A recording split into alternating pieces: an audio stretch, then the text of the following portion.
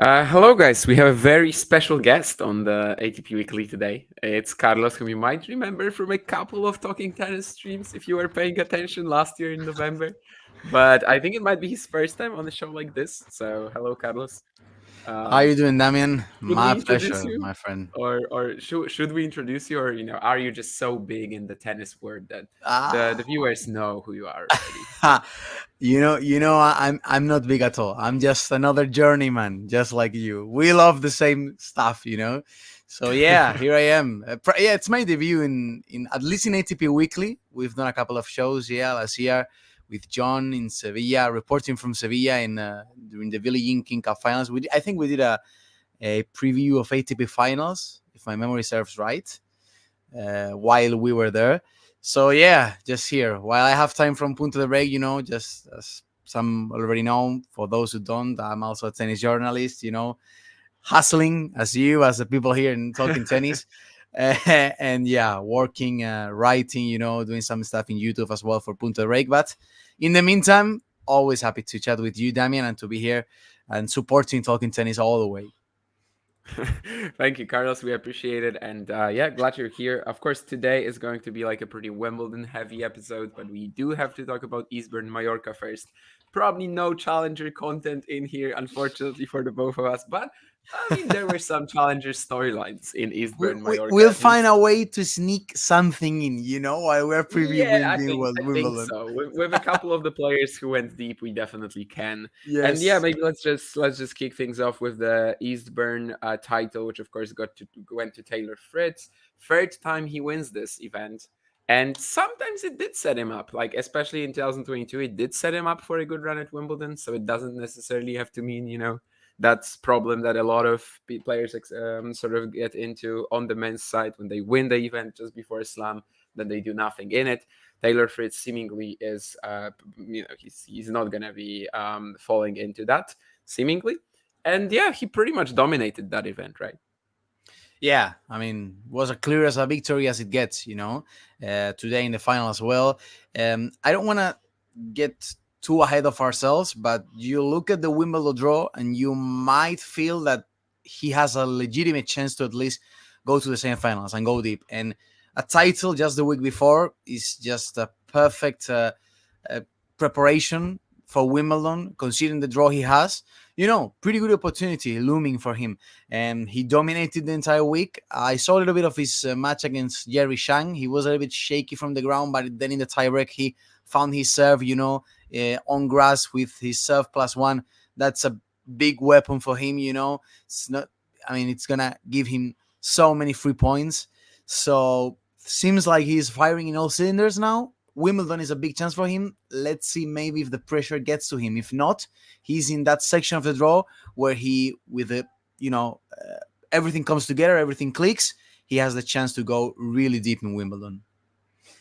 Yeah, as you said, I also don't want to get like too ahead of ourselves, but Yeah. certainly he's like kind of in that third quarter. He's probably the most boring answer, if you may, because he's kind of the favorite for it, even though he's the fourth highest seed, I think, in there.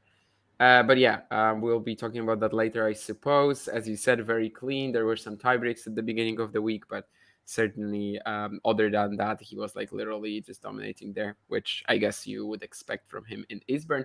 And Max Purcell making the final as well. It's a pretty weird case with the Australian the last couple of years. I mean, we were Yes. expecting a lot on grass last year. It was an absolute bust. Like he didn't even win a match. And this year, I think at some point the expectation was just okay, so he's going out of the top 100 for sure.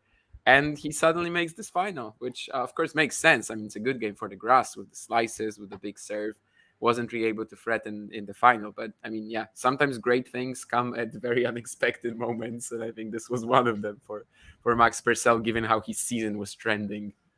I was gonna tell you that if there's a word that could define Max Purcell's schedule and Max Purcell's season is completely random. He goes to the Chinese season, Chinese challengers on hard courts, then he goes straight off to Roland Garros. He seems not to be doing well, throughout the whole season. Then all of a sudden in the on grass, which is a surface that suits him pretty well, and he is able to block a lot of these returns, use the chip a lot. That's something that a lot of young players are lacking. So Max Jank Ball Purcell, doing well in Wimbledon, not in Wimbledon, who knows, but at least in Eastbourne, yes.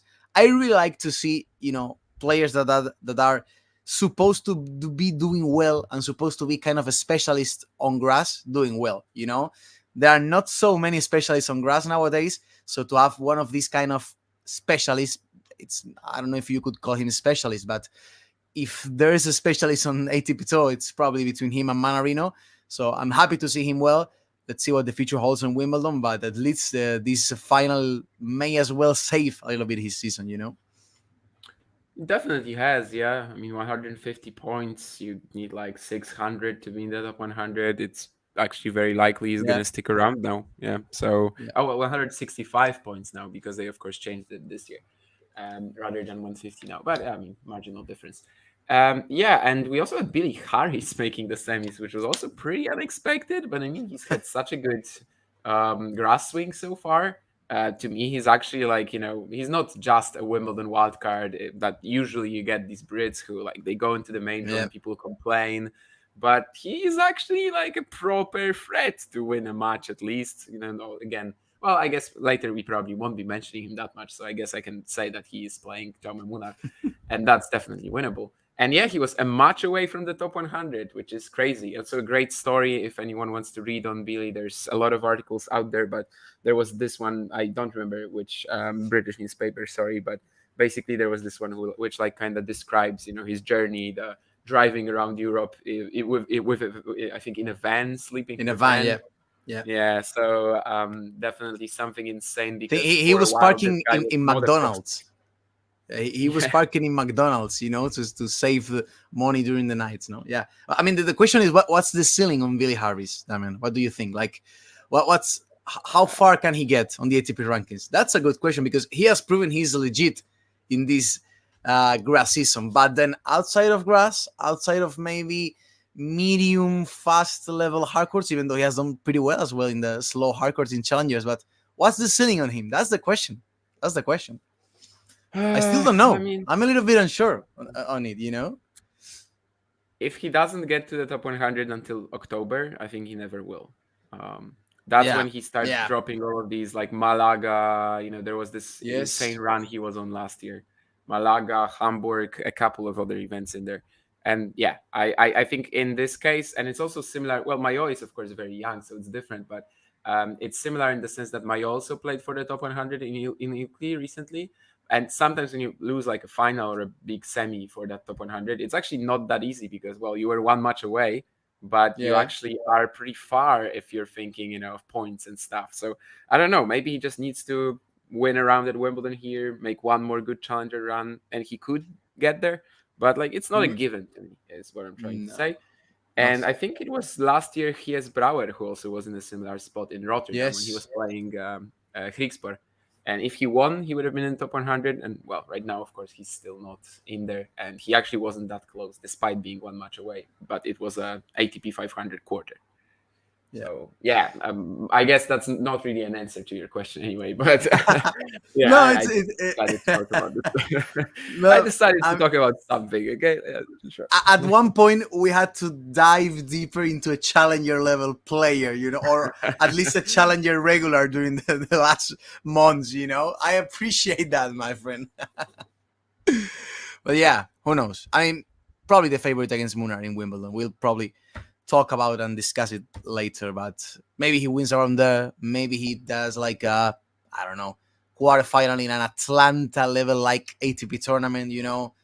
And top 100.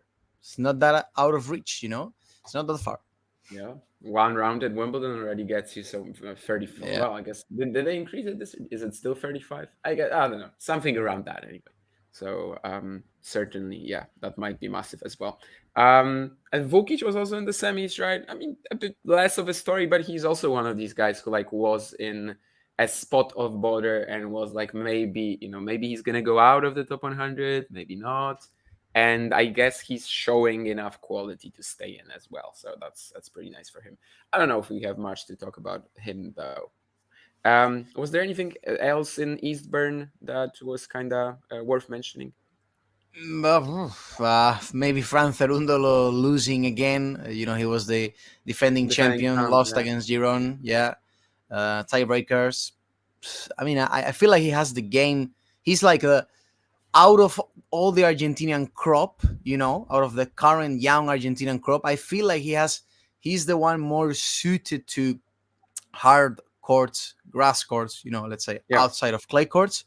But then he's the one who loses his focus the most as well, and the one who is a little bit more up and down, not only during the whole year, also during a match as well. Sometimes his matches are a microcosm of his personality, and I watched a little bit of that match, and you could feel that in the tiebreak, it was always going to be Giron, the tougher man mentally, But yeah, losing a little bit of momentum, Cerundolo, compared to last year.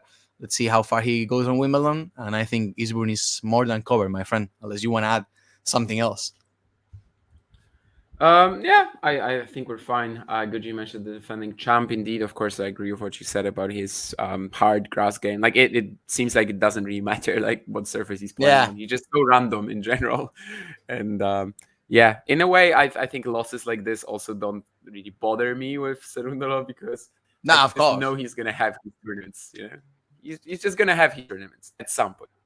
Some point Yes. in the Yeah. year when you have 12 months, he's gonna peak for something, and I mean he's already, he had a Rio semi and stuff, so he's not exactly in huge trouble. And of course, Roland Garros was also pretty cool for him. So Madrid as well. So yeah, he's already had his events. And yeah, Mallorca, that was also a defending champion round on exit. I don't know if we can kind of start from the Yes. back, but yeah, Chris Eubanks did lose to Jakub Menchik. But eventually we had a very different final there, which I'm not planning on. Oh, of course, Alejandro Tabilo winning a grass title. And yeah, just overall having a sick season. But I wasn't even sure, like, I wasn't even aware of how sick. When I looked at the rankings today and I saw him in the top 20, I was like, Yes. whoa, What the hell is he doing there? No. I kinda. think also actually in the race he's I know he's not above Djokovic yet, but Djokovic is 13th in the race. Tabilo is 14th in the race, so he's in the top 15 in the race of the year. Man, that's amazing. That's outrageous for him. It is, yeah. I mean, I don't want to be like, yeah, I don't want to be disrespectful or anything, but I saw him there and I was like, really? Alejandro Tabilo, top 20 level? But I mean, yeah, sure. I mean, he's been getting the results. Rome, of course, was amazing as well, other That was than a the boost. Auckland, Santiago, and Mallorca finals now. Final on every surface. The only player to do it this year alongside Fritz. So yeah, and it's especially striking when you think, of course, of his last year when it seemed like he was just totally down and out after the Sunshine Double. Rather before the Sunshine Double, he was after the Golden Smith, he was down to like 180 in the rankings, and now he's in the top 20 about 15 months later, which is pretty insane. And definitely I was surprised by that, but yeah, he's earned it, and that Mallorca title as well was something new, right? I mean, I was not expecting that from him on grass. And the final, well, Yeah, he made it as easy as Fritz today as well. Like both finals were kind of just uh, straightforward. Yeah, yeah. I do feel that he has the game that could also translate well into grass. You know, like with the big lefty serve, big 1-2 combinations. Like shot. I mean, he's gonna get a lot of shot points as well. He has the ability to generate some pretty good short angles with his lefty forehand. So I feel like and it's also kind of a surface where he can mask a little bit his movement, his lateral movement, which is probably still a little bit of the downside in his game. So, I mean, as he told to Mario and John, if I'm not mistaken, there are no grass courts in Chile, but he has the game to do well in grass courts, on grass courts. So, happy for him. Good guy, pretty nice guy. Uh, Also has a heck of a story. Someone who was overweight for a lot of time, for a long time actually. While I think he was like 16, 15, he was overweight. Grew up in Canada, but always wanted to represent Chile. He's there, he's in the mix. I don't know how far he'll go to in Wimbledon. With Tavilo and Jarry, it's always the case. They do well before a Grand Slam, and then it's not gonna be surprising if they drop off in the first round of a Grand Slam. But he has the game to do well in on grass, in my opinion. let's see how he fires up in Wimbledon. Yeah, and as you said, I mean, no grass courts in Chile, but there are also probably no grass courts in Canada where I grew up. But Yes, yes, but yeah, indeed, indeed. sure, yeah, he's definitely a capable player on the grass as well. I mean, it's not really like a very clay court heavy play style, right? If you think about it, of course, even if that's probably his strongest surface. And yeah, we also had Sebastian Ofner in the final, which I guess is kind of a similar story in that lots of good results on clay, but obviously like it's not a grinding play style. It's still like big weaponry, and that will Yes. work anywhere if you land it. He was able to make it to his first final, I think, right? I mean, he had some semis before, actually, like all of them in the last 12 months. But yeah, this time also a final. I couldn't make it more competitive, but I do look at Ofner as a capable grass court. In fact, I think he had a run at in 2017. I think he had a run at Wimbledon to the third round. So Yeah, definitely a capable guy there. didn't remember that one, but you are right. Yeah, seems like it has been ages since that one. And his best moment of his career. Not much to say. Well deserved final. You are just taking the opportunity. You are just taking advantage of like kind of a weakish tournament before a Grand Slam. Well done to him. I think he was fairly well. Tavilo was the better player today. Like no doubts at all. I always shout Yeah, out definitely. and props to the people in the chat as well. We haven't said anything to them, and they are still there. Ghost of Gerolitis. I remember him from other shows. The mighty John is there. Brenda, Ashley, Jake Davis is there. My mate Jake. Big big up to the Welsh legend. Sean Power. How you doing, guys? Thanks for being there. Let's go. Yeah, thank you, Carlos. You're doing great. Thank you for pointing out the chat. I'm trying to Yeah, read man. it from time to time. But actually, yeah, there were a couple of good comments recently with Gene here talking about that flat lefty backhand of Tabilo working well on Yeah, grass. true. And there was something about Musetti here, but I guess we'll talk about it a bit later when we're doing the Wimbledon draw. We're getting closer to it anyway. Paul Job was also a massive story, right? I mean, number Oh, 289, I think, in my before this week. He's gonna have a bit of a jump. Now can get into Grand Slam qualifying on his own ranking. And you're kind of right that I mean, you're definitely right that like some of these 250s just before slams do tend to get a bit weakish. Mostly on the men's side. On the women's, it's not as the fields are usually stronger, but it is a possibility for players definitely to sort of just maybe even go up, above their level this in weeks like this. And it's kind of weird because Paul Jab hasn't really been like getting wins consistently on the Challenger Tour on grass, true. but he makes the semis here, and the 5 sets against Kyrgios. I mean, maybe he's just that sort of a big stage player, and that's also another Brit who could use that momentum ahead of the Wimbledon main draw because, of course, he also has a wild card. Do you remember who is he playing in the first round of Wimbledon? Do you know? Jab. Hmm.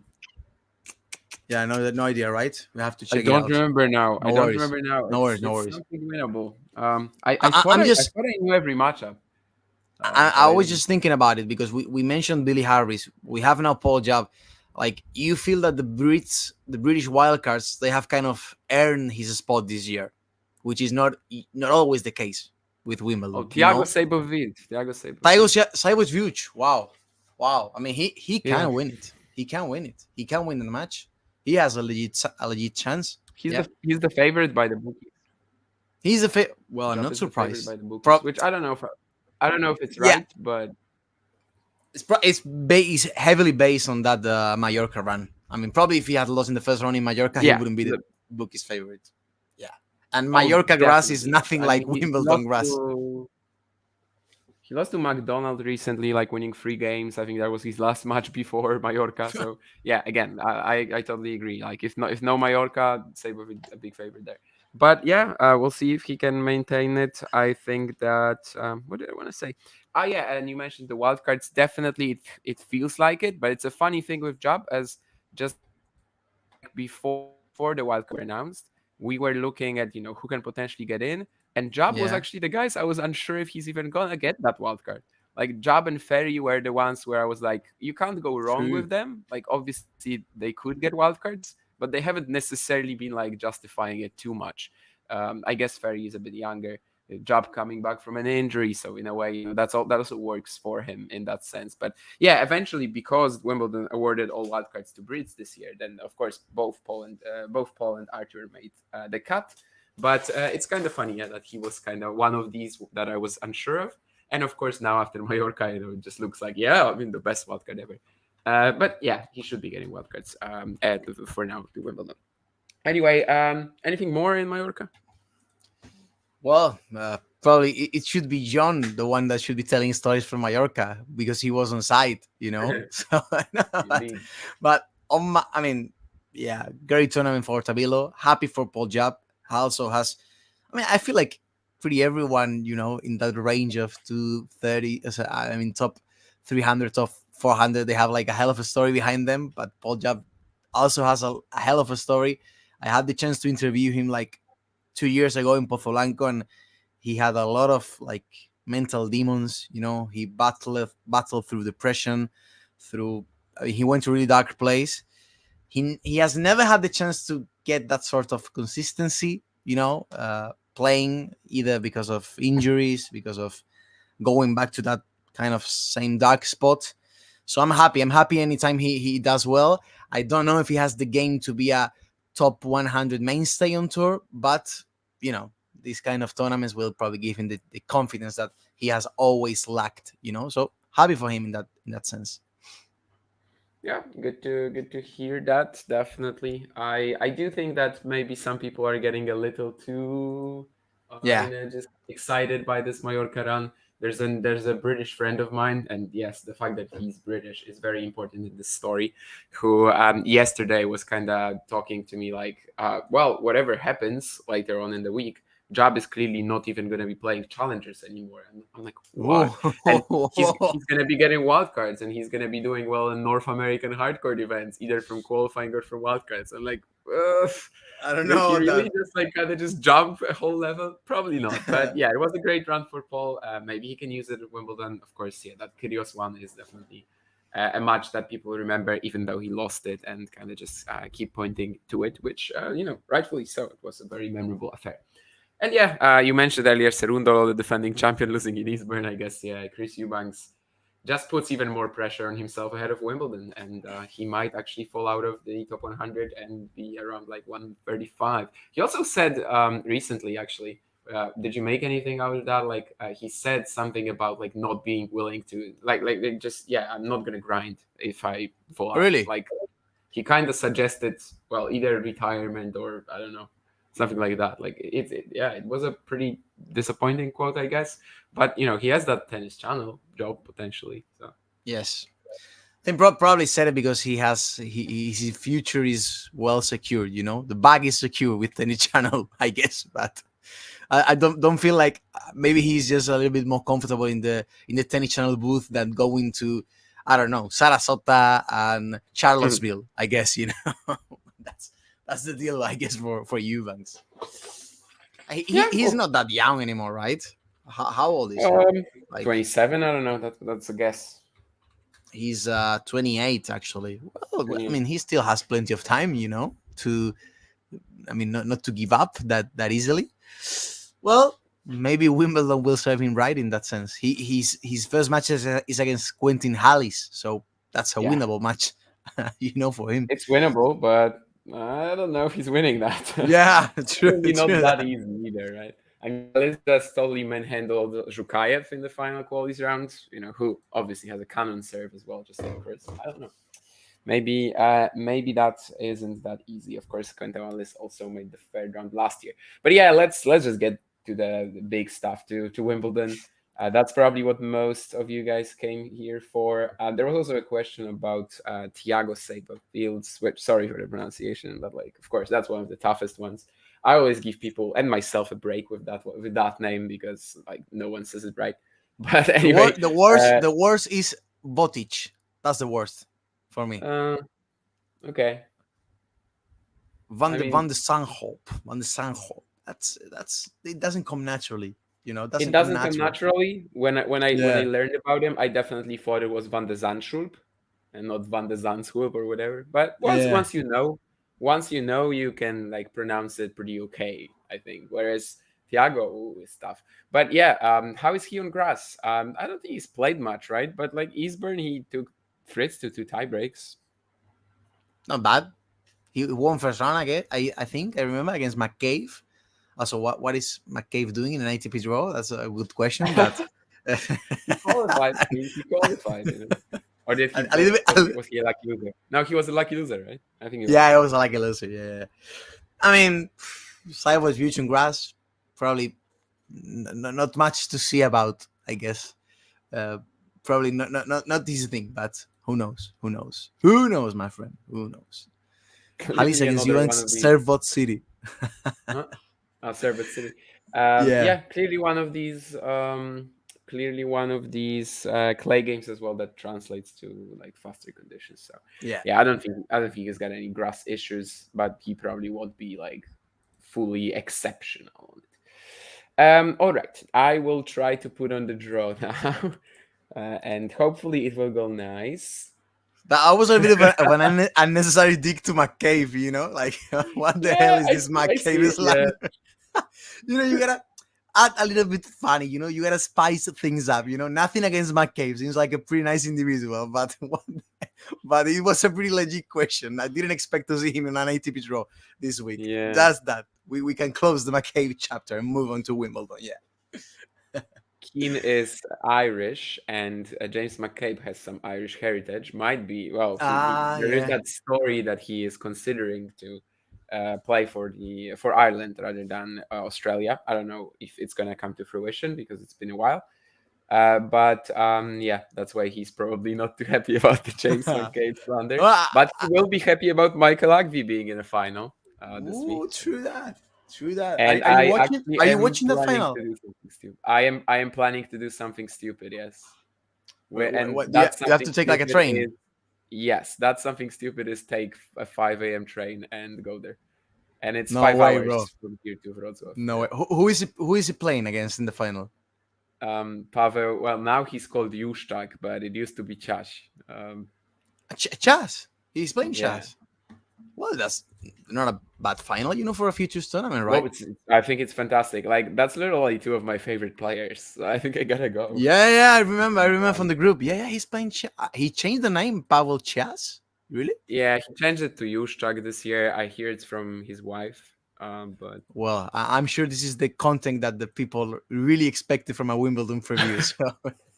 I think I mentioned Pavel Chash a few times on Talking Tennis. You have mentioned him in the show. No every way. maybe sometimes, But The- yeah, I definitely try to keep my Chash content kind of limited here. Did I put the draw? Yes. Fantastic. Yes, it's all there, right. brother. Yes. And can we see it rather? No, we can't see it clearly. No. All right, I'll try to enlarge it and maybe give us like the first quarter. But I will ask you about that already. How big Yeah. is that Berrettini Sinner round two? Like, is that a proper upset alert, or is it just like a cute story, fun if they play? But is it just really dangerous for Yannick? I mean, it's exciting match, as exciting as it gets for a second round of Wimbledon, considering the state of the ATP circuit right now and the lack of grass specialists. But can you actually see Berrettini stopping Sinner? That's the question. And I personally can't see him stopping Yannick, just because Yannick, he's a laser focused guy who rarely loses matches that he shouldn't be losing. This year he has lost prior to the quarterfinals. He has never lost prior to the quarterfinals. Only lost one time before the semifinals of a tournament, and that's because he retired because of an injury. So it's a really tough draw for Yannick. Definitely Hanfman, Berrettini, Grigspor first week of Wimbledon, as tough as it gets. But even considering that, and with that being said, I can't see him losing in the first week of Wimbledon. I only see him losing just to Alcaraz or to Djokovic, to Alcaraz. Sometimes I speak English. I Anglo a little bit his name, Alcaraz. I only see him losing to Carlitos or to Novak. I don't know how you see things, man. I mean, is the guy that you didn't want on your side of the draw. Sinner got it. That's too bad for him. But do you really see Matteo stopping him in the first week of Wimbledon? I don't know, man. It's definitely like one of the trickiest players you can get in the first rounds. Maybe the trickiest, maybe the best Yeah. conceded player. I have a problem with people. Oh, and I should definitely put on. Never mind. Anyway, I have a problem with some people just like literally very much underestimating Berrettini on grass. I feel like I can't really subscribe to the idea that he couldn't ever beat Djokovic on it. I think their match was pretty close. You know, that he can't beat Alcaraz on it, that he can't beat Sinner. Like I have to think it's a possibility. You know, he's Yeah, of absolutely course. awesome on grass. I, however, of course, also agree with a lot of the points you made. I mean, so, for example, like this first round against Yannick Hanfmann, like, yeah, that's literally zero chance with how well Sinner is playing this year because he's so high margin as well. You know, everything about his game also like screams percentage tennis right now, in a way. And despite hitting so huge. And yeah, I just don't think that a player like Hanfmann can even really come close. I don't really see a way to the win. Whereas for Berrettini, at You least can see it. Yes. at least there's a chance. And I kind of think like with the way that I sort of started doing like today I did it kind of intoxicated, but I did a full bracket. And basically with the way that I was looking at it, this round kind of decides the whole event for me, because of course if Sinner loses, then you know it gets a lot more open for Carlos and stuff. Whereas if Sinner wins this round, I kind of back him against anyone later in the Yeah, night. agree. I think he's the favorite over Carlos on grass. He's the favorite over Novak in the final for me, if that's the I agree with final. you. I And agree with you, man. yeah, Yes. Actually, but in your mind, like the upset is like not really possible, right? I mean, it's not like there's like a zero chance for Berrettini, to upset Yannick. He definitely has the chance to upset him. But I gotta ask you something, and it's a really valid point that they bring up in the chat. He has to get through Fuxovics first. Gene is also talking about it, and yeah, I think it's Yes, very important to point this out. Yes. and Fuxovics is also a tough customer on grass. I also wouldn't want to see him on my side of the draw like first, second round. And he's endurance king. If there's someone who can trouble Berrettini, like getting him to go on the long run, try to make him a physical match, like 5-setter or whatever, and make him be decimated for a second round. That's Fuxovics for you, even though I think he hasn't played a single grass tournament up to this point this year. But still, Matteo is the favorite. And I think also how that match fares, how that match holds up, how his body holds up against Fuxovics in the first round, it could tell us a lot, just before the Sinner match. If he handles his business like 3-setter, no sweat, very straightforward match, then I'll say, wow, look out for Matteo because this is a legit threat for Yannick. If maybe he wins like in not convincingly, against Fuxovics, I don't see. I just, man, Yannick hasn't lost. I told you, Yannick hasn't lost before the semifinals, as before the quarterfinals in a single tournament this year.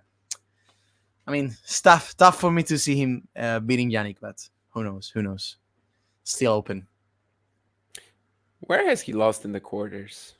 Madrid, but because But he retired. I mean, he didn't lose, right? Yeah, I mean, it's So I like guess yeah. there are no bad losses in Yannick year so I mean, far. In it's just Yannick's the year so far. semifinals he's lost this year, right? Three Yeah, semifinals. yeah. Yeah, I'm not really counting Madrid yet because it was Indian Wells. It was in Indian Wells against Alcaraz, Monte yeah, Carlo Tsitsipas, and Roland Garros. and Roland And Garros. Roland Yeah, Garros against Alcaraz. yeah. Yeah. Because I had a problem remembering the Monte Carlo one, but I see yeah. you missed the You problem. missed the big one. You missed the big one, Yeah. brother. Yeah. But Yeah, yeah, true. I agree. Yeah, it's important to point out Fucsovic. It's not a given. Wimbledon quarterfinalist, amazing slice on the grass. True. Sure. I just don't think Sinner Fucsovic quite, would be as exciting. I No. don't think it would be an upset alert at all. Of course, Fucsovic did take 2 sets off him at the Australian Open. I think it was last year. But anyway, yeah, don't really think it would happen right now. So it would kind of take some excitement away from the event to me if Martin Absolutely. won, which is it's sad, as you guys maybe learned in when we were with John in Estoril. I am definitely a Martin Fucsovics fan, so Okay. yeah. Okay. But well, I do want Berrettini to win because I literally just really want to see We that all Sinner want that Berrettini clash, blockbuster match. Yeah. Yeah, Yeah. we have to. All right. So if no, let's keep Berrettini for now. Who is a threat to Sinner here in this quarter, and is there a threat to Sinner in this quarter? Because I'm not sure there is, other than maybe Matteo, maybe. Yeah, I feel like, as you said, Berrettini is like the make or break match for Yannick. Maybe Grigspor, who bothered him in Halle, took a set off him, uh, and also Grigspor plays amazing on grass. Already has a title to his name on grass. His slice made work a little bit. If he gets there, it's also a tough match for Sinner. But again, mentally, do you see Talon going all the way against Sinner? I think the match against Zverev in Roland Garros proved us that it's maybe not the case, with Talon, unfortunately, because I love to watch him. And then after Grigspor, I feel like both the fourth round and probably the quarterfinals are less of a threat for Sinner than that possible match against Berrettini in the second round, especially the fourth round, where I just don't see anybody beating Sinner out of Jarry, Shapovalov, Shelton. I also think that there might be a dark horse looming there. Like I could see Lloyd Harris or Alex Mikkelsen going all the way to the second week of Wimbledon. Yeah, I agree about that. I mean, Jari and Shelton are both vulnerable. Jari hasn't played since the French because he was ill. Shelton is clearly not exactly where he wants to be right now with his tennis. Bellucci round one, to me, that's already like someone who can beat him. Shapovalov obviously can also defeat Jari. So yeah, that one's super open, and you were right to point out like Harris as well. I think could definitely go around here. It's a wild one. I just don't think either of these players will beat Yannick Nah, at all. agree And I'll with you, say brother. something controversial. I also think Daniel Medvedev has zero chance to beat Yannick Sinner, like literally almost next to zero. How is that controversial at all? That's a good question. Maybe it's not controversial. Okay, I mean, yeah, sure. He's I'm lost telling to you, him a I'm few telling times in you, a row. he's not making the quarterfinals. Oh, That's my okay. prediction. He's That's not slightly making the controversial. quarterfinals. Who Yeah, is of he course. losing to then? He could very well lose to Struff in the third round, and he could very well lose to Grigor, our holy father Dimitrov, in the in the fourth round. Everybody loves Grigor, man. I wish he makes it to the quarterfinals, even though it wouldn't be a really exciting match against Sinner. We all seen what happened in Roland Garros and also in the Miami final. I just don't have. I'm not putting much stock on Daniel this Grand Slam, and I would honestly be surprised if he gets to the quarterfinals, even though he's of course the highest ranked player. But I just don't see him in like a very. I don't think he's in form. I also think that his decline on serve should hinder him a lot on grass, and he's not recovering anytime soon. In terms of serving percentage and serving damage. So I think he's vulnerable to a Jan-Lennart Struff kind of player who uh, would probably put up better serving numbers than Daniil, and I think he would be also very vulnerable to Grigor Dimitrov. But hey, probably there are kind of a lot of Medvedev fans because he's generally well liked that that will turn off the stream right now. Yeah, I do agree about that kinda. Like the serving is very important. Like that's where it actually hits him the most, right? Grass. I Yes. think it's kinda a requirement for him to be at his peak serving prowess. Whether he will, we'll see. I mean, we definitely know he had that issue and was not really able to practice his serve for a while at least. So yeah, it's tricky. I do kind of have to ask though, like, is this just purely this year, or are you just not that high on Medvedev on grass in general? Probably in general, but Okay. probably in general. But if he somehow got back to his serving levels of 2021, he would be a much bigger threat than what I see him now. To be probably just with the serve alone. he would be a threat on grass, but he doesn't have the wide skill set probably needed to prevail on grass, especially against the likes of Yannick, Novak, and Carlitos. Okay. Yeah, last year's semifinal was brutal for sure, and Yeah. sure, I get the concerns about the serve. I think it's possible for him to go to the quarters here, not necessarily because he's that No, strong, but you know, of course, it's just in possible. general. Yeah, yeah, yeah. But yeah, I mean, Dimitrov Medvedev, I guess, would be probably the most like mouth-watering matchup here. I mean, we almost got it in Australia, but Grigor lost to Nuno Borges, so there's a bit of history there as well with us not quite getting the chance to watch it. Let's move on to that second quarter where we have Carlos Alcaraz, of course. That's kind of needless to say the big story here. And I do have to say that like Carlos got off pretty easy to me with the draw. Like I Yeah. really don't know who beats him before the semis. I think there's maybe a couple of names here, like Hugo Humbert. I kind of have to point him out. Like that's maybe in the first 4 rounds the only guy who I can imagine like peeking out of his well, not even peeking out of his mind, but yeah, just playing a match that's going to be good enough to beat Carlos on grass. But he hasn't really shown it this year, at least on grass, and I'm like, I don't know. I kind of have to see it first. And also Tommy Paul, I guess he's been a tricky customer for Carlos in that matchup, but otherwise, it's tough to see someone who can beat Alcaraz. Yeah, I think he got a little bit lucky, Him and Djokovic. I think Sinner got the worst possible drop in terms of the first week, which is always tricky in Wimbledon with the grass still being fresh cut, Then Alcaraz got off the hook, kind of. I mean, it's not like he got off the hook. Probably with a tough draw, he would have made it the semifinals or the final or whatever. Actually, last year you see the draw that he got to win his first Wimbledon. He had Jarry, Berrettini. It was a really tough draw. Then this year, as you say, I can see him losing in the first week. And yeah, probably Tommy Paul is the main threat. I'm also having doubts Tommy Paul is getting there. He was lucky. Carlos was also lucky because he drew Casper Ruud in the quarterfinals, who was Yeah. the most. That was the thing, You could have gotten Urkats, you could have got maybe Rublev, but then you got Casper Ruud, So that's definitely where he's lucky. And yeah, pretty open draw to everyone outside of Carlos, in terms of maybe making the quarterfinals. Pretty open for Tommy Paul, pretty open for Bublik, who, I mean, he has kind of had physical niggling stuff, I think I read that he was a little bit bothered physically in the last weeks. But it's a really good draw for him, for Bublik, to make his first Wimbledon quarterfinals. And anyway, apart from it, like big favorite. Carlitos a big favorite, and we are all waiting for that Carlos Sinner showdown in the semifinals, I guess. I'm a little interested that you like the Bublik draw. I mean, Menchik round 1, Verix round 2. Yeah, but it's still a wide open section of the draw, as so to say. It is, It's yeah. tough, Like but if Paul isn't going to be like, well, literally, if someone beats Tommy Paul, it becomes very open. Yes, yeah. but What about it's a bit of a then? big if after Queens.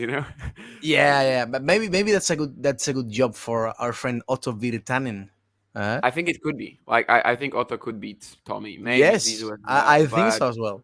they would have to play like really perfect matches, and with Otto Virtanen, it's never quite Mm. perfect. There's always some spraying, and there's always some. Well, I'm not gonna swear. And Yes. anyway, yeah, Casper Ruud, as you said, yeah, that's very good for Tommy or Carlos. Any seed was gonna be happy if they got into the Casper Ruud quarter. But if you're just looking at that section, like, he could just, based on his quality, go pretty deep. But I don't know. I mean, over the years, he had such a weird mindset in regards to playing on grass. I mean, again, we don't see him in any warm ups. So we don't know if maybe like last year he was just going to concerts all June and then showed up at Wimbledon. Like, yeah, no idea, absolutely. And Alex Bolt, I mean, yeah, I just love the contrast in that matchup. The fact that Bolt, I was doing this research like pretty quickly, so I might have missed someone, but I think out of all the players in the main draw, I think only Manarino, Murray, and Djokovic have more grass matches than Alex Bolt in his career. And also, of course, yeah, the contrast is that Casper basically thinks that golf is, well, grass is for golf or whatever.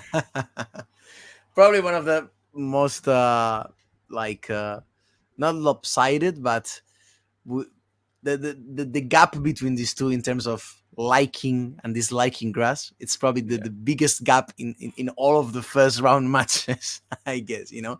And I think Boulder has a pretty solid chance to at least snatch a set or two, you know. Maybe going all the way, it's a bit of a rough task for him, but definitely I can see him definitely snatching even two sets and making it a five setter, you know, against Casper. Yeah, 18 and 2 on grass for the year, 83 and 30, 83, 33 in his pro And career, alternate 36 alternate on the qualifying, you know. alternate in the qualifying. He actually, well, I mean, he was the first alternate, and even Marie got in, but yeah, alternate in the qualies. For Valentin Vachereau, took over his spot in the draw, saved the match point against Leandro Riti in the third round, and is in the paint draw. So yeah, I guess we touched on Alcaraz and kind of who he can lose to here. I guess no surprises in terms of like you think that Alcaraz and Sinner are making the semis. Yeah, if I had to bet, I place a heavy bet on that one, and I think, um, you know, whereas you see the Sinner draw and you have that Berrettini match, you have those, you know, those tricky first, second, especially second and third rounders. With Alcaraz, with Carlitos, I don't see any like tricky match in the first week. You know, I see him steamrolling Lajal. I see him going through. I mean, like the second round as well with no issues. Third round, no big names. Maybe Francis Tiafoe if he was healthier physically and was coming off a good streak of tournaments. Maybe he could do some damage, but he's not really in the zone so far. And he's not really in the zone for the last months, you know. And then you have seats like Seba Baez, who is basically no threat on grass, and Hugenberg should be a good threat, but he's also a little bit off form, you know. So maybe Jordan Thompson maybe gets to actually to the fourth round. Pretty good draw for him. You see his name there, Thompson and Nakashima as well. You know, who did a very solid grass season. It's wide open for them, you know. But I don't see any of them beating Carlitos before the semifinals. Yeah. I think I picked Jordan for the fourth round, but like, yeah, again, that's only he can play Alcaraz, he can get to him, but Yeah, yeah, set is probably the most I'm gonna give him. And yeah, Alcaraz Sinner looking very likely. Maybe we'll touch at the end on who sort of would be the favorite in that. I'll move to the third quarter, which is the open one, is the one that I think will be the most exciting. Why is it open? Because, well, Rublev, Zverev, Tsitsipas, the top three seeds here, the highest three seeds, they haven't really had massive Wimbledon runs. They haven't really had massive grass runs, I guess. I mean, some finals. Tsitsipas won the title in Mallorca. But yeah, just overall, they're not that amazing on grass courts. And there is a possibility here for a surprise semi-finalist. I don't know if Taylor Fritz would be a surprise, as you mentioned earlier, that he has a good chance for the semis. But he definitely kind of stands out to me here as like the most obvious name, if you may, because he's just better than the other three high seeds on grass. But there's also Sebastian Corda, and there's also Jack yes. Draper. So many names, man. For me, the question is, who do I want to make the semifinals out of this third section of the draw?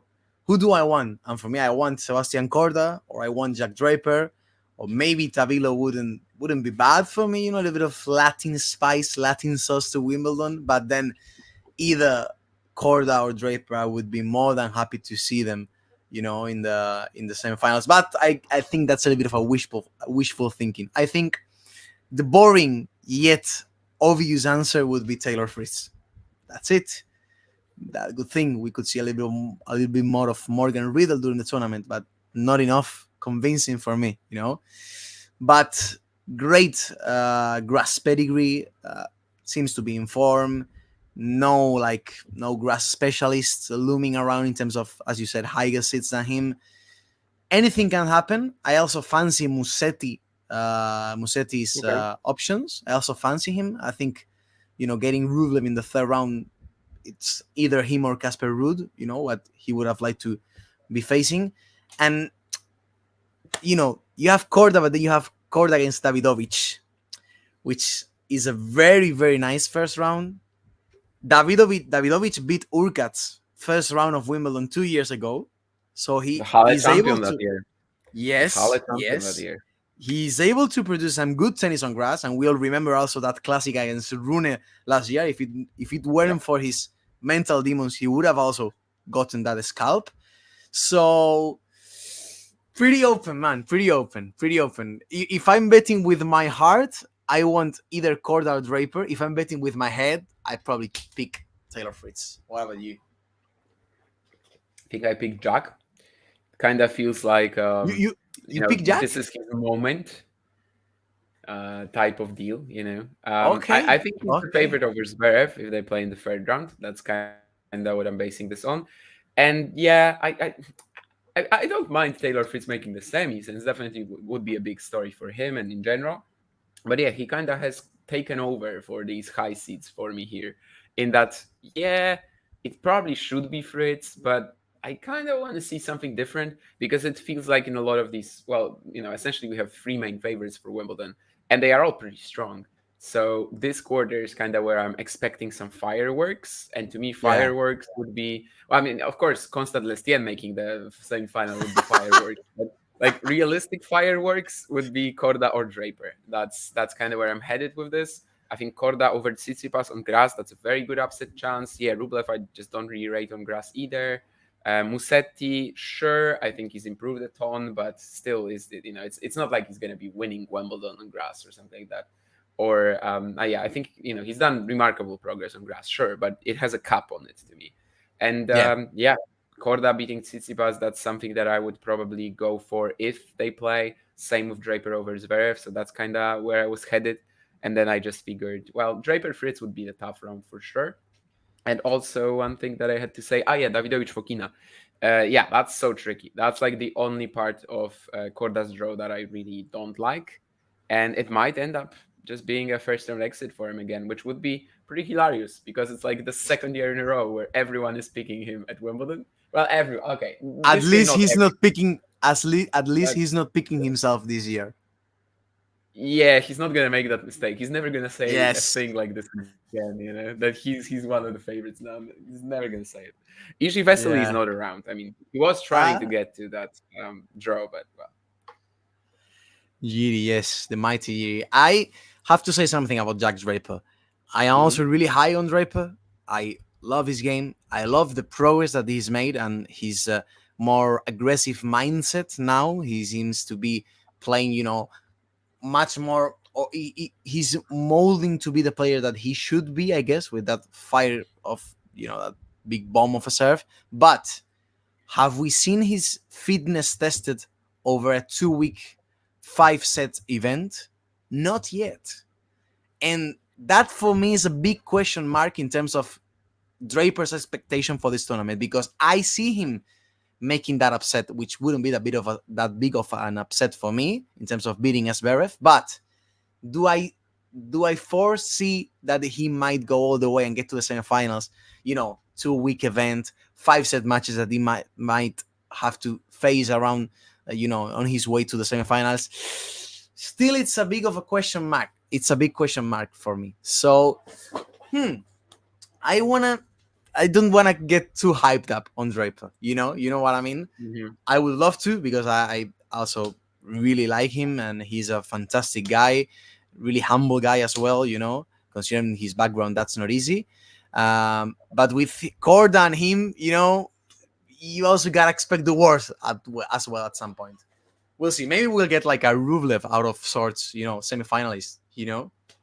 Yeah, I mean, it's a possibility, sure. I mean, either Rublev, Tsitsipas, Zverev. I was just chatting to Vansh. We were recording the Gan Carlos show, and he actually is Yeah. picking Stefanos Tsitsipas to make the semis, which Woof.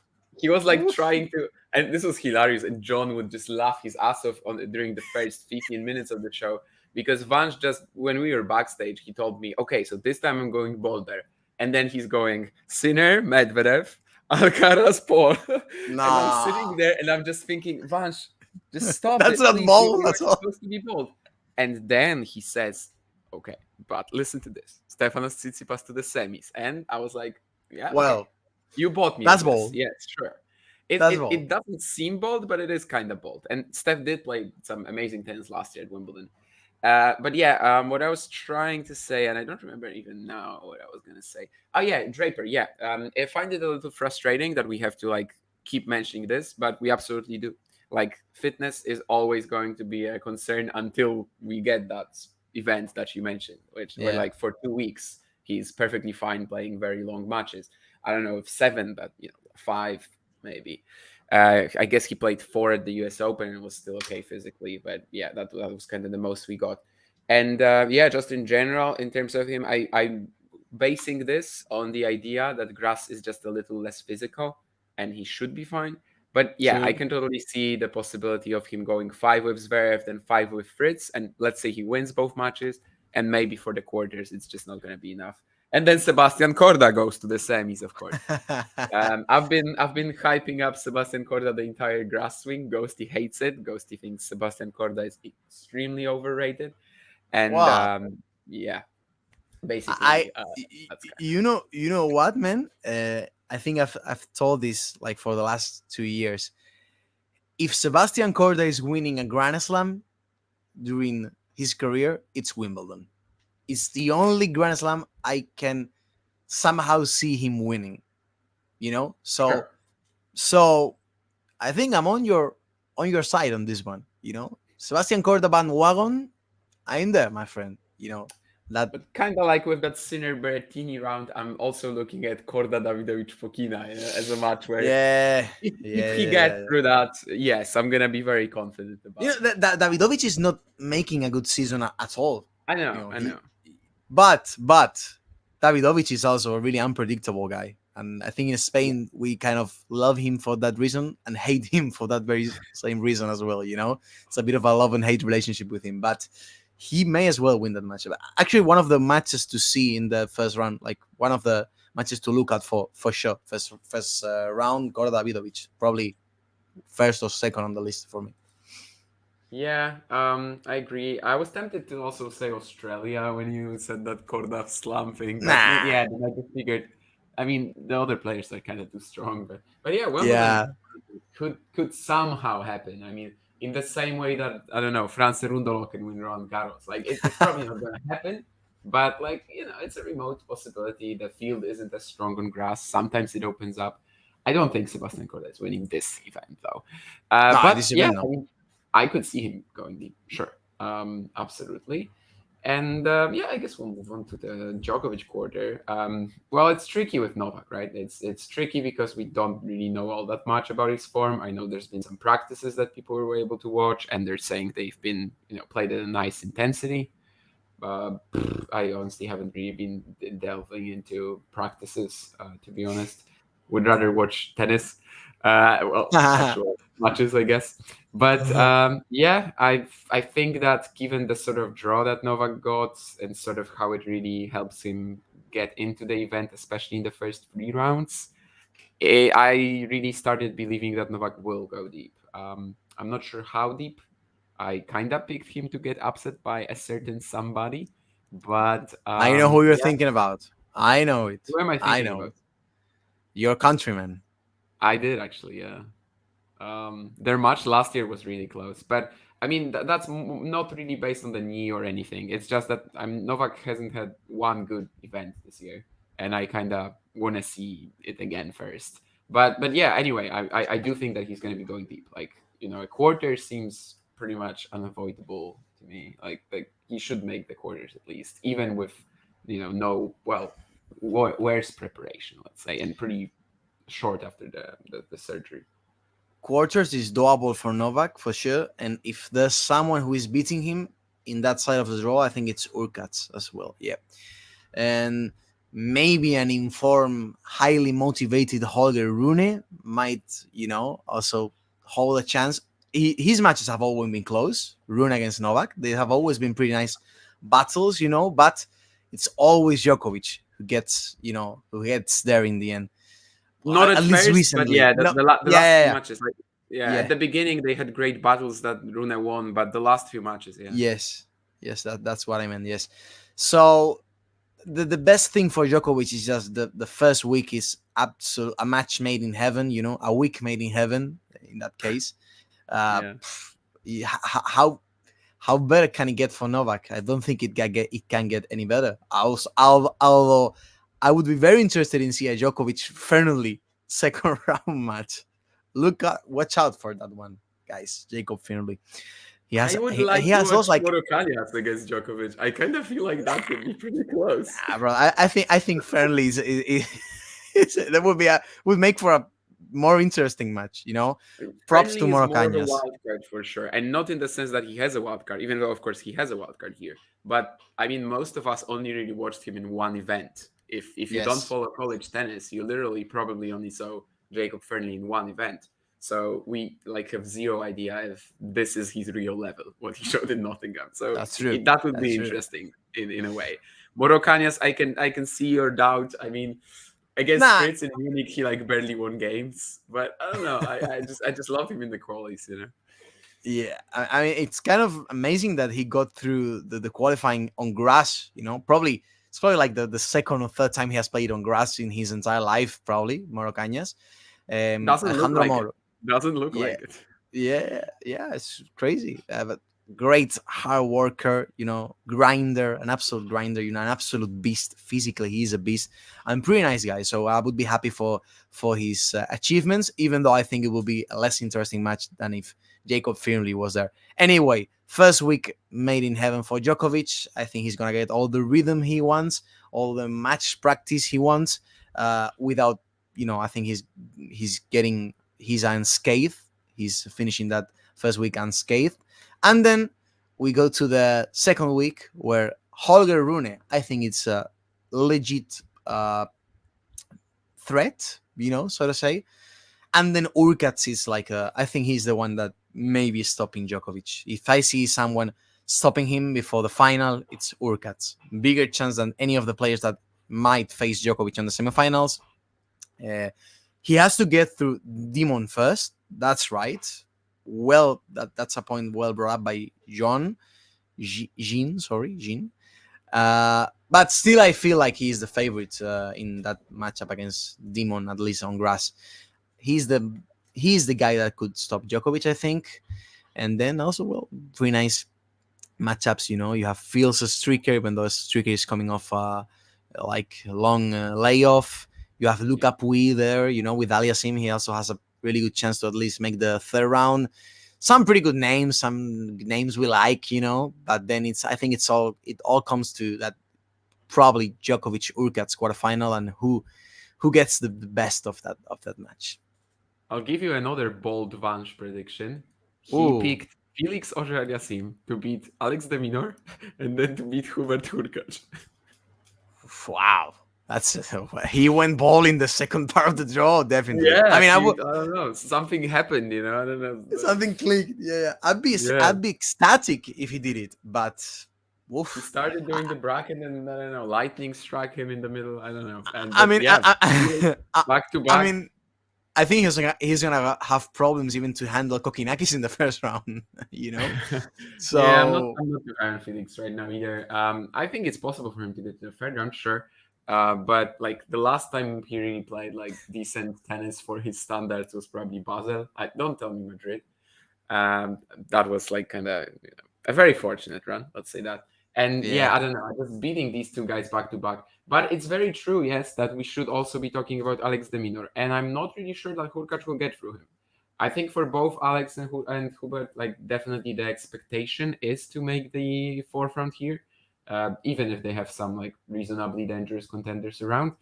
And then if they play, like it's kind of like every single round from the forefront onwards for Hurkacz is a lottery to me. Like if he plays Deminor, Djokovic, then whoever in the semis, like it's all gonna be super close. But I still picked him to make the final actually, which I'm kind of surprised by. But you're picking well, Ubi. You said for yeah, I Djokovic. picked him to make the final because I picked him to beat Djokovic. I think last year it was a real possibility. He just choked that first set away and then was going into the second day with 0-2 instead of 1-all, which of course makes a great deal of difference. I think he can beat So Novak based maybe more on the form of Djokovic this year rather than the knee. your prediction for the final, if I'm right, if I'm correct, is Sinner against Urkats. Then If Provided that Sinner doesn't lose to Berrettini, yeah. And if Sinner loses to Berrettini, then Alcaraz Hurkacz. Nah, don't give me that if. No. I'm just asking plain and simple prediction for the final. Sinner against Urkats. Yes No, or let's no? go Alcaraz Hurkacz. I'm gonna say Matteo Bizianic. I'm gonna say Matteo Bizianic. As I said, I was doing my You have a bracket hunch earlier, there. kind of drunk, and I did put that in. Of course, it's not like official or anything. I never do these brackets for like any reason really. I don't know. Just don't. I Well, do them. I don't look at them for the next 2 weeks even because I don't want to see my wrong picks. But if yes, in my bracket I picked Berrettini to beat Sinner. wow, wow, that's also going bold in one way, my friend. You know, Yeah. if it amounts to anything, when we were doing the preview of Wimbledon in our channel, and we went, going through all the draw, Mhm. my final prediction was Sinner beats Urkats in the final. So for a moment, I thought, man, we're picking the same guys. For a moment, I thought about it, but you went with Bertini.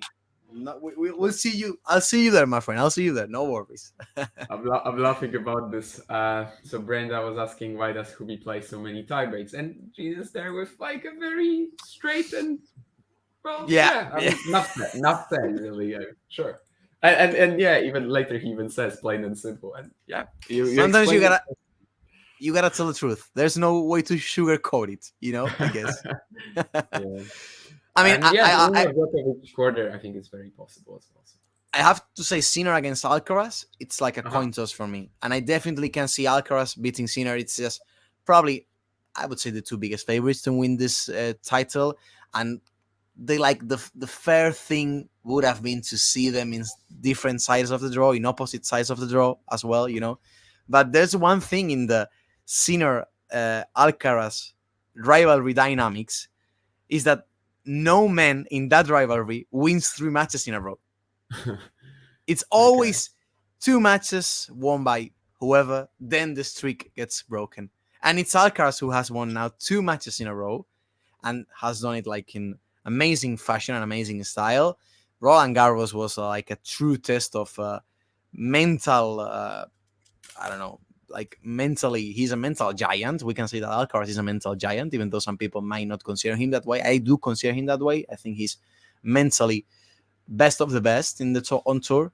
But then, on this specific surface, I might favor Sinner a little bit more than Carlos in terms of he might be able to get more free points with his serve. His serve has now become such a huge weapon. I think he might be able to get a little bit of more free points. Uh, and he also beat Alcaraz already in Wimbledon, which people now will also forget about that match. But in 2022, he won against Alcaraz. He beat him. So it would be like a coin toss. It would be like a 51-49 percentage match. I would favor Sinner a little bit more than Urkats to make that huge upset against Djokovic in the quarterfinals, and then you go through that way. Anyhow, regardless any of this, it's an exciting Wimbledon. But I also can say that there are 3 main favorites for this tournament: Sinner, Alcaraz, Djokovic, and I just can't see anyone outside of those 3 guys winning Wimbledon. I don't know if you saw it, but Zverev said today that this is the most open Wimbledon in the last 20 years. That was Delusional. a thing we said about the French Open, but that was That's mostly because true. the top three favorites they all had their issues. And with Novak, of course, I mean something else popped up as well during the event. He wasn't playing that well in general. But with Sinner and Alcaraz, it just turned out that at 85%, they can still dominate the rest of the field. Yeah. Maybe rather than, well, of course, Alcaraz didn't really dominate Zverev, but they did dominate on the way to the semis, even when not clearly not playing their best for this one reason or another. I think at Wimbledon, like, okay, sure, the grass, well, like it makes for slimmer margins, sure, but just in general, I feel like that edge over the field is still there, and The mental edge is too strong against your regular ATP guys, in my opinion, both from Sinner and from Alcaraz. Except maybe that Berrettini match. Yeah, pretty much. I suppose, and certainly I expect something similar here. Although, sure, grass, there's always that chance that like a big server comes in and beats you. just because Yeah. he can make it a lottery. I just don't really see someone like this in the draw, and it makes sense, like what you said as well, that there are three main favorites. We both had Hurkacz in the final, but like him actually winning the event would be surprising still, because you expect either Alcaraz or Sinner to be there. If at least one of them is making the semis, like that's kind of impossible for both of them to lose. It feels like it at least. And yeah, really a potential Sinner Alcaraz clash. I think that before Roland Garros, my idea was that, well, it's a 51-49, but I really am very certain about who that 1% goes to, and that was Carlos. Whereas here, I would say it's the other way around. Like, all we know about the Sinner Alcaraz matchup over the years, conditions like this should probably favor Yannick a little bit.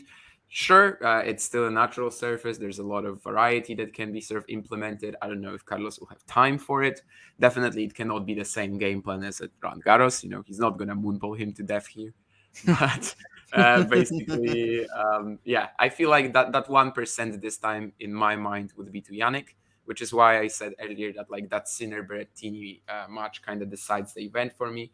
I don't know if I believe in Novak beating either Yannick or Carlos right now, but it might very well change, if he's playing very well and gets to the final. And then, yeah, maybe by that point, I will be more convinced. At this stage, I'm just not really, because, yeah, I mean, he hasn't had one satisfying event or result this year. So that's kind of where I'm at with this. You can never write off Novak Djokovic, never. I know. But no. I mean, not directly not directed to you, but in general, you can never write him off. But he's. I don't think this time he's the first in line of the favorites. I think he's just behind Sinner and Alcaraz. And then about the Roland Garros match, I was honestly pretty certain that Alcaraz was going to win that match. I think he on clay he has kind of rediscovered and has applied a new layer to his game, which I honestly admire a lot, which is winning by making the other player play worse instead of looking for the highlight reel, for the human highlight reel that Carlitos is. I am absolutely elated at what he has done on this clay season, because I don't think he played his most scintillating tennis yet. He discovered a new way of winning a Grand Slam, which is absolutely amazing for his growth. But we can't underestimate the monumental task that is winning Roland Garros and Wimbledon in the same year. It's a huge task. It's a huge task. And Carlos is facing that task. Can he do it? Of course, he can do it. But it's not like it's a really tough one. Also, another nice and interesting tidbit, which is if Yannick Sinner has the chance to do something that the big three and Carlos Alcaraz couldn't do, which is win his first two Grand Slam, his first two Grand Slam in the very same season. Federer couldn't do it, Djokovic couldn't do it, Nadal couldn't do it, Carlitos couldn't do it. Sinner has a very good chance to do something that neither the big three nor Alcaraz could do. So that's also an interesting tidbit. Winning his first two Grand Slams in the same season, same natural year. So that's a little bit more of a motivation for Yannick with things on the line. Yeah, I mean, he's clearly been the best player of the year. I saw that some people were suggesting that maybe it's kind of open, one won one slam, one won the other. I think until we have Alcaraz winning Wimbledon, we cannot really start that conversation. Yeah. Yannick's record for the year is just too insane. It's 38-3, right? We mentioned all his losses, which usually isn't that easy. To mention all the losses of a player, usually you won't be able to remember every, or at least it will take you a long while.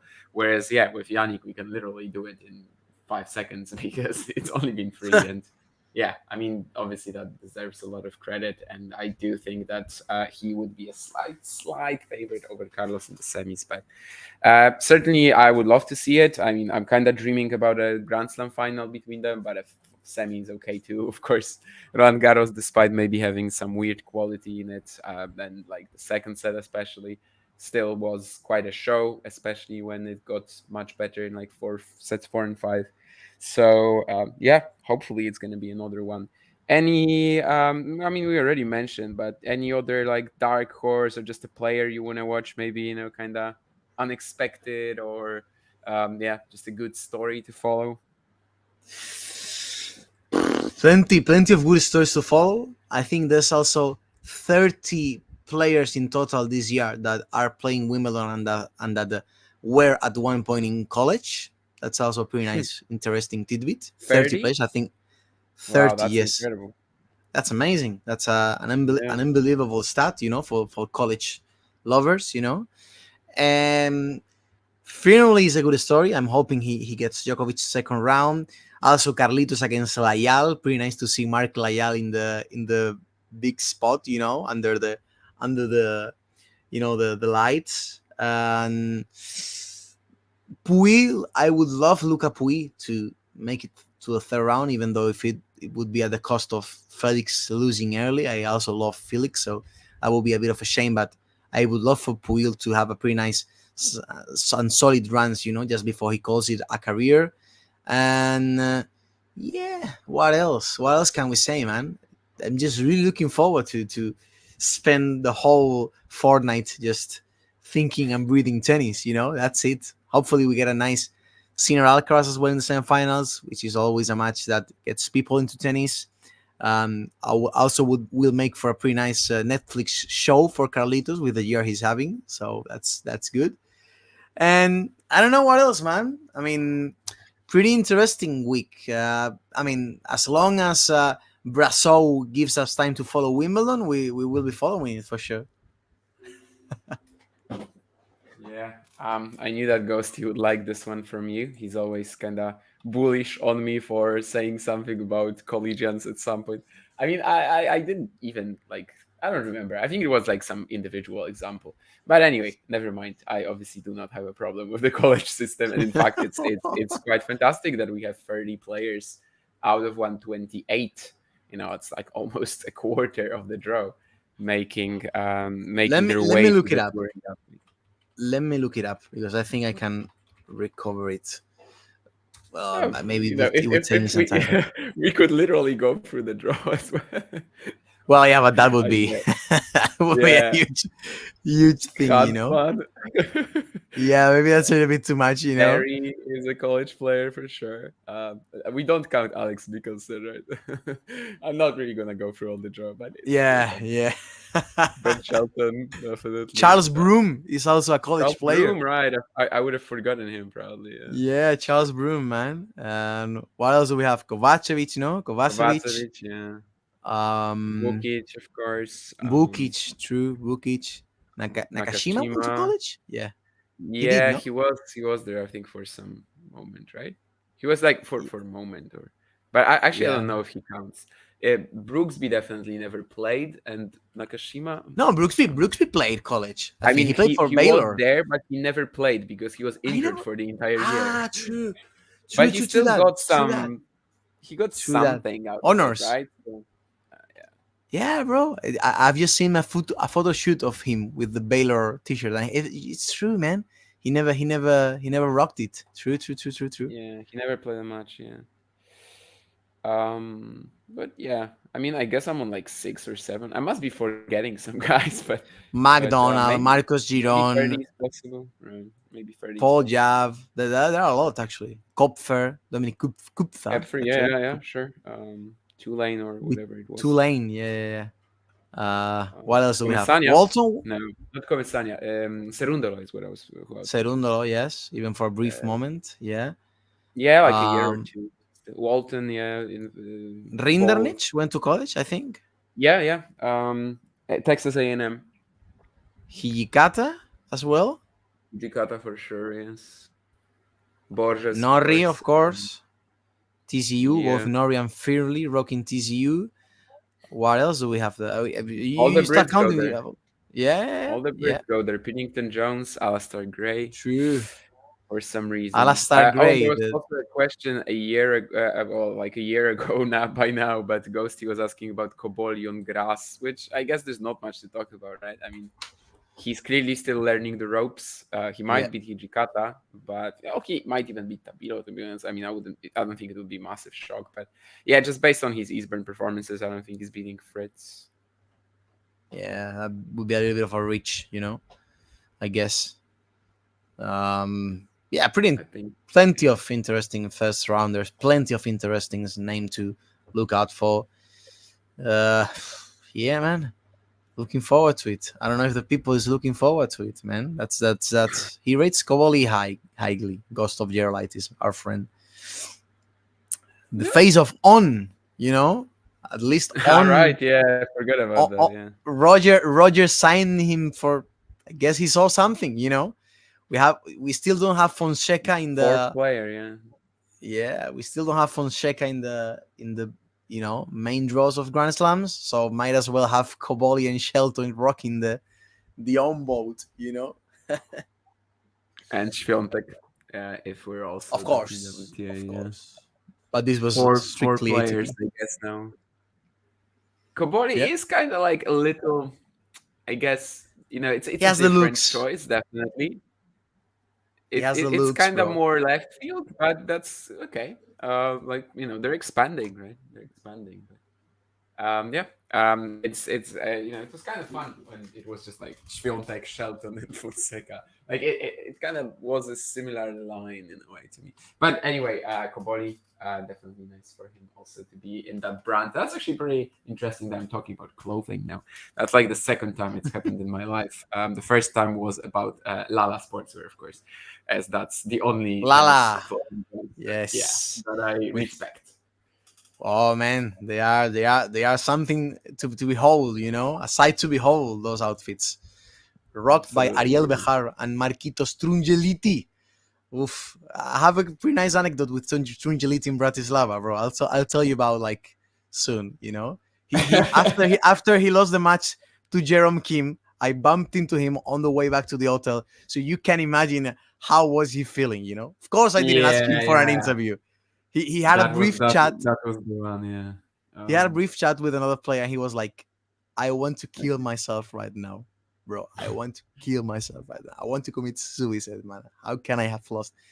Lovely guy, anyway, Marco Trungeliti. El Hombre Quali did not make it this Yeah, time. no, not this time, not this time. Maybe Fuck, we'll see. what's Elias Emer doing in the draw, man? How on earth did he beat Shimabukuro in the thing? He's the other El Hombre Quali, He's the other El Yeah, Hombre Quali. yeah. Whatever it is in Swedish, he's that El Hombre Quali. Yeah. Anyway, yeah, we're gonna finish on that. There was some slander on James McCabe. How is he in the ATP 250 draw from Carlos? There was some slander on Elias Immer just now. What is he doing in the draw?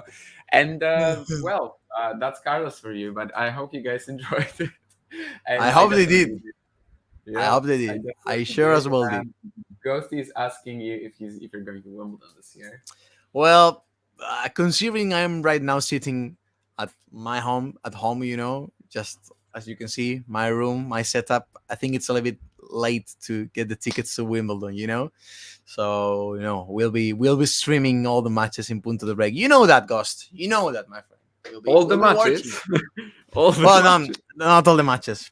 I will be dead then at the end of Wimbledon. But every single day we'll be there with whatever comes to us. Hopefully with a lot of Carlitos matches.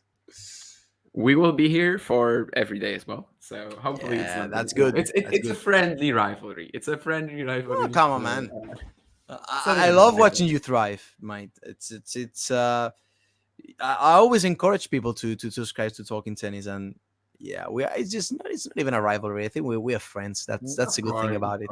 But you gotta come to Sevilla Challenger at one point to officially say we're friends. It's just it's always that week before Szczecin, right? So true. Not too convenient. I suppose in that sense. This year is I think it's the week before Davis Cup as well. That's always Szczecin is always in the week of Davis Cup. True. So yeah, we'll see about that. I'm definitely going to Porto with John at the end of July. You are going to Porto? Yes, to that lovely city. Lovely city. I have to tell you the name of the club you have to go. Amazing. Okay. You have Sure. to go. Fire away. I'm sure John will will enjoy it. Maybe you will bump into Shevchenko at that club or whatever, But That could be a possibility. I mean, I'm not sure if he'll be playing the Challenger 125 in Porto. Probably not. Porto is a great place to party. Great place to party. Good choice you made visiting Porto. And lovely city, by the way. I've Lovely already city. You done love it. Lisbon this year. Now going to Porto, so I guess I'm doing the full Portuguese tour. Have to go Yeah. to a Challenger in Spain sometime soon, but I think it might have to wait until next year. I guess we'll see. Anyway, They downgraded a lot of challengers in Spain this year. They downgraded Pozo Blanco. They downgraded Segovia yeah. El Espinar because And of it does kind of facilities. make it a little less interesting, to be honest. I mean, of Yeah. course, I love my players around like 400, 500, sure. But if I'm traveling somewhere, usually I guess I try to go for like more exciting fields than what I'm assuming that Pozo Blanco will have. Or is the entry list already out? I don't actually know. The entries of Pozo Blanco, you mean? Yeah. Yeah, it's out, but it's not very appealing. Yeah, I didn't look at it, but I can imagine what it is more or less. And You it's want to guess? You want to probably venture? not like good enough for an international trip. I think. And But, you yeah. want to have a guess at where's the cutoff? The cutoff rank? Main draw. Yes. It's like middle of July, right? It's like there's not much on hard courts yet. 500. Well, pretty close. 450? 454. Yes. Yes. I was actually Yeah. planning to say 450 first, but of course that was just a total guess. But yeah, Lo- more or less you can kind of expect where La- it was. Laurent Locoli is the one cutting off the. Oh, Lauren Oakley. Yeah, haven't seen him in a challenger I think in a while. Yeah, Definitely Locoli. dropped off quite a lot since making the slams last year. Not this one. I was trying to point out this. Yeah. So Ghosty, hopefully, I haven't talked to John about it, but I would love to slap him on hard courts now. So yes. All right. We've definitely sort of stayed here a bit longer than I was expecting, but it was a great show. Thank you, Carlos, for showing up and for delivering your thoughts to us here. Thank you to everyone in the chat as usual. And yeah, as Carlos said, I mean, if you want some Spanish language content, Punto de Break, the entire Wimbledon. If you just want to watch us as well, welcome. Not only strictly about Wimbledon. If they want interviews from the Bratislava Challenger, they will have them on Punto de Break. Oh, fantastic! We have Landa Lunce coming up on the channel. So Landa Lunce coming up, great. But it's in Spanish, so I won't bother you too much spamming it through the Twitter group. I probably wouldn't understand much. Like I understand some written Spanish, like I can more or less understand what I read, but that's on video. But you'll have plenty of more stories coming up, on the website. I've definitely read some interviews from you, as you know. So recommend the content. That's I think the specialty of Carlos in general interviews. So. Definitely recommend that if you see them on Twitter or anywhere else. My battery is low and I need to plug it. But anyway, I mean, we're finishing anyway. So, boom. Okay, I think I made it. You want to wrap it up? You want to wrap it up, or I wrap it up for you? Just while you're plugging the. Yeah, it's always like that. Wrapping up a show is 20 minutes. But yeah. Anyway, thank you, Carlos, again. Thank you to everyone in the chat. Thank you to everyone in the chat. Yeah. We were nice. Bravo. It was great as usual, and yeah, let's of course keep having that friendly, not rivalry, but just we're just friendly channels. And, friendly challengers towards towards the top. And of course, yeah, once again, thank you, Carlos, and thank you to everyone involved. Thanks to you, brother. Bye bye. See you soon. See you.